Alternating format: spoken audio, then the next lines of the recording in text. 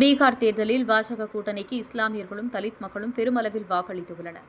புரட்சி பாரதம் கட்சித் தலைவர் பூ. ஜெகன்மூர்த்தி பேட்டியளித்தார். விழுப்புரத்தில் புரட்சி பாரத கட்சித் தலைவர் பூ. ஜெகன்மூர்த்தி கட்சித் தலைவர் செய்தியாளர்களை சந்தித்தார். அப்போது பீகார் தேர்தலில் பட்டியலினத்தவரும் இஸ்லாமியர்களும் பெருமளவில் பாஜகவுக்கு வாக்களித்தனர்.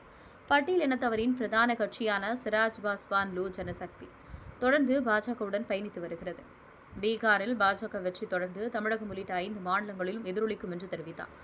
எஸ்ஐஆர் எனப்படும் தீவிர திருத்தப் பட்டியலில் உண்மையான வாக்காளர்கள் விடுபட மாட்டார்கள். இந்த பணி செய்வதற்கு 1 மாத காலமே போதுமானது என்று தெரிவித்தார். தமிழகத்தில் தலித் மக்களுக்கு கடந்த 4.5 ஆண்டு காலத்தில் திமுக அரசு எந்தவித நலனையும் செய்யவில்லை. மாறாக தலித் மக்கள் மீது அடக்குமுறைகளையும் குண்டாஸ் உள்ளிட்ட பல்வேறு வழக்குகளையும் போட்டு சிறையில் அடைத்தது துன்புறுத்தியுள்ளதாக தெரிவித்தார். வரும் 2026ஆம் தேர்தலில் அதிமுக கூட்டணி கட்சிகள் வெற்றி பெறும். வரும் ஜனவரி மாதத்தில் திமுக கூட்டணியுடைய வாய்ப்பு உள்ளது என்று தெரிவித்தார். விழுப்புரம் செய்திகளுக்காக வசந்தகுமார்.